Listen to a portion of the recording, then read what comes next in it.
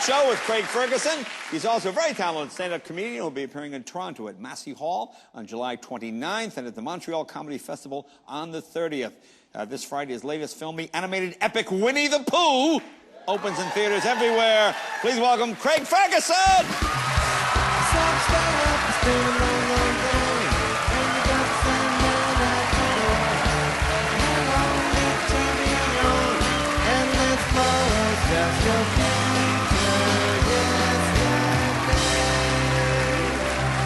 Welcome back.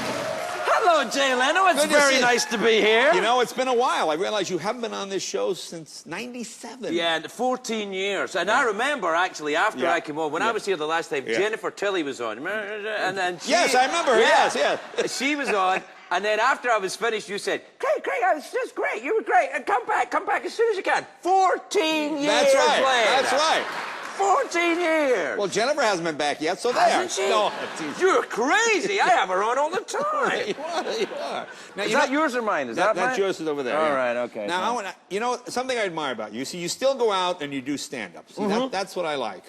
Well, you do it, too. Yeah, that's what I like. I like you're a comic. We're comics. You go out and you work the road. Yeah, it's also... meet the people. It's also hanging around backstage with stand-up comedians, amongst all that rage and bitterness and disappointment. Yes. It's beautiful. It's like my first marriage. I'm like, yeah. It makes me feel relaxed. It's like my school days, like, all that awful negative energy. But you know what's funny? But it's like when you have a group of animals and one of the animals is injured, all the animals try to eat it. Yeah, exactly. It's that same feeling. Have you ever seen an injured stand-up comedian? I've seen many damaged stand-up comedians. I got beat up by an audience once. You actually physically... Yeah, physically beat up. Well, I was playing in Scotland right at the very beginning when I started out, and there were no comedy clubs. Right. So I went, so they used to be in bars, and they would turn off the sound system and go, right, that's the music off for a minute so that this guy thinks he's funny. And then I would come out. Right.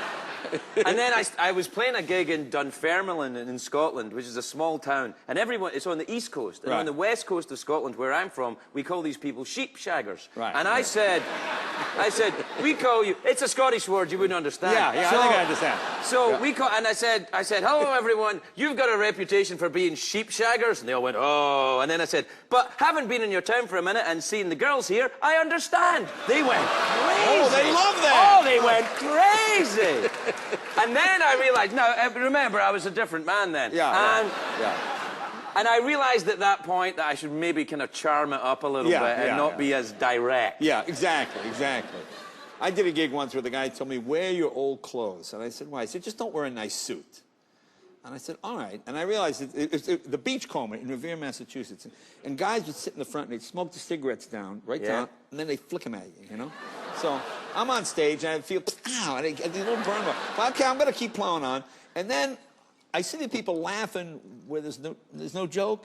And I realize the cigarette has landed on my jacket, and my jacket's on fire. You should put that in the act, man. You put that in the act. There are a lot of bad gigs. Did you ever do the White House? You did the White House Correspondence. I've done every one since Reagan. I've done really? Yeah. All right. So, because I did that once, I was like, oh, this is everyone in this room hates me and wants me to fail. It's like it's like a family reunion. It really is. I don't know about that gig. I don't know about That's a tough gig. That is a tough gig. The first time I did it was with Reagan, and this military guy comes up and he goes, hey, are you the comedian? I go, yes, sir. He goes, listen, this is the President of the United States. You do not make fun of him. You do not do jokes about him. He is the commander-in-chief. Do you understand that? And I said, yes, sir. And then George Schultz or somebody came over and said, hey, Ronnie loves it. Just nail him. Nail him. And I had no idea. Well, what did you do then? Did you? My opening joke, actually, was my opening joke. I want to congratulate Nancy Reagan for winning the Humanitarian of the Year award. I'm glad she beat out that conniving little bitch, Mother Teresa. That was the opening joke.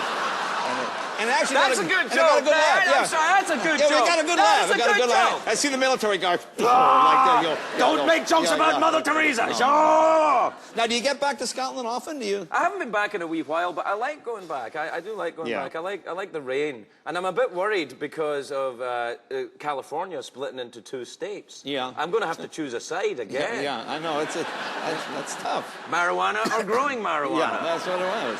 Yeah. Well, we're crystal meth and marijuana. Oh, that's right. They get mad when you mix them up. You don't want to mix them up. Yeah, no, they get mad at that. And you became a U.S. citizen recently. I did, it's nothing to do with...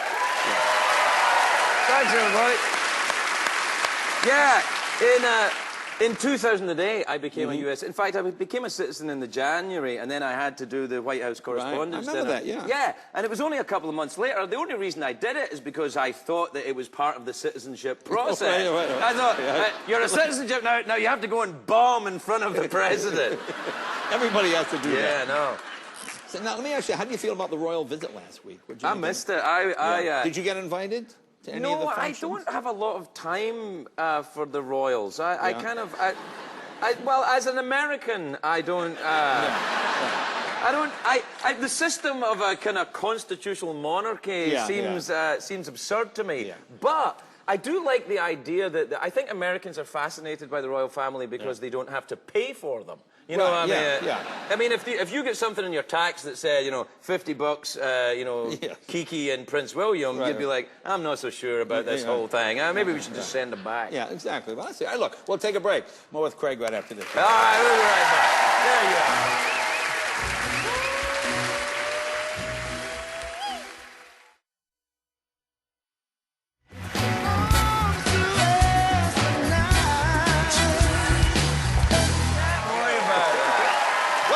Time with Craig Ferguson.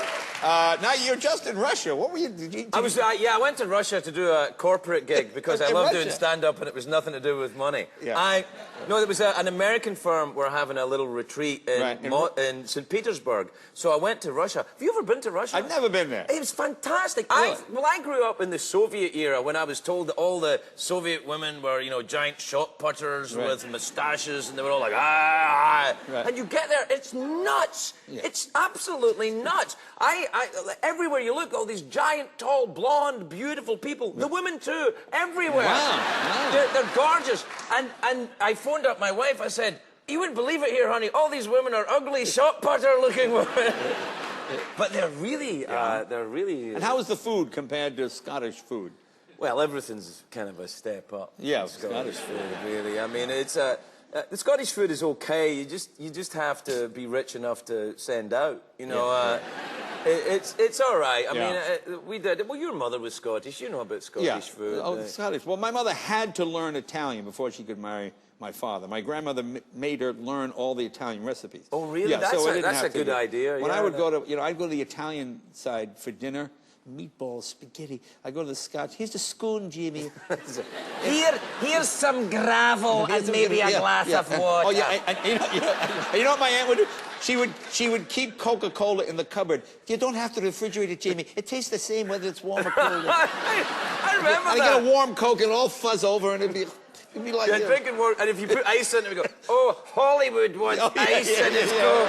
Yeah, that's right. Oh, Mr. Big Shot. Oh, aye. Oh, you've changed since you've gone there. Look at you with your brushing your teeth.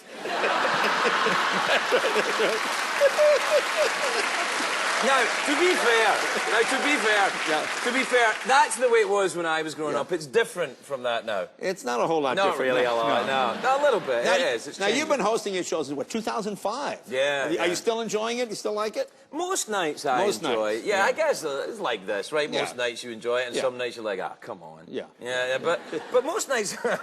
No, most nights I really like it. It gets to the point of the day, because I used to be so nervous when I started. You know, that I was thinking, I don't know how I'm going to do this every night. And now it gets to the point where you do the show, you think, finally I can relax and get all these people off my back and have an hour where I'm in charge. Right. Yeah, and that's what, I don't know. So what are your hours like? What time do you get there in the morning? Well, we tape about 5 o'clock in the evening, so I get there about 10 to 5. 10 to 5. Yeah. Okay, so it's pretty much a full day. You know, I think you can over-rehearse these things. You know, I think it's You best... don't want to put too much. No, make it spontaneous. Well, look, we've got no money in our show. There's no band, there's no lighting, there's no tables that look a bit like machinery. There's nothing... Right. There's nothing like that. So in my show, what we have got is the element of surprise, which is, will they make it to the end of the show or not? And if they do, it'll be a surprise. Now, we all have bad guests. How do you deal with bad guests? How does that go? I kind of zone out, actually. I just kind of... You know, I just kind of, you know, when they start kind of, or if they ignore me, that's kind of the worst. Yeah, you know, if they're kind of like, next question, I'm like, oh, I just start playing with stuff on my desk, or, you know, playing around with it. I don't have a microphone like this. This isn't even connected. Really? No. What, is it a Freudian penis No, thing? it's just, I don't know what it is. It's just...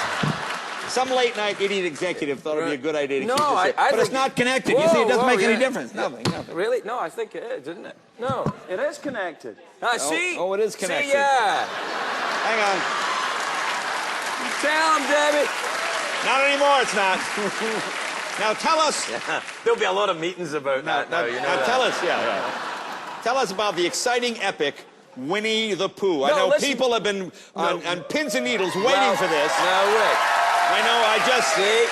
Now, you're mocking. Oh, every kid in America, Winnie the Pooh. Yeah! Now, you're mocking. Yeah. But I'm telling you, this is a lovely film. Yeah. What the Disney people did is they went back to the hand-drawn animation. It's very, very beautiful and very gentle. Now, it's not Harry Potter. It's not, you know, a big, wild epic. It's a beautiful, gentle film that you can take your children to, and there won't be anything where your kids go, what's that thing sticking out of that man's trousers, or anything like that. They'll be like, it's a bear looking for honey. No subtext. The bear's looking for honey. So the bear's just looking for honey. The bear's looking for honey, and the donkey... when I heard that, I went, oh, I want to see it now, The bear's looking for honey, and the donkey's looking for tail, but there's no subtext. Right, exactly. There's no subtext. Now, you play, I believe, aren't you the owl? I play the owl, And describe how one becomes an owl. Describe Well, I kind of thought, you know, this character is a pompous idiot with a kind of, you know, who thinks he knows everything. Think Trump. I was thinking, think Trump. And then I thought, and he wears a lot of feathers. And I thought, think Trump. Think Trump. Well, we have a clip. This is you as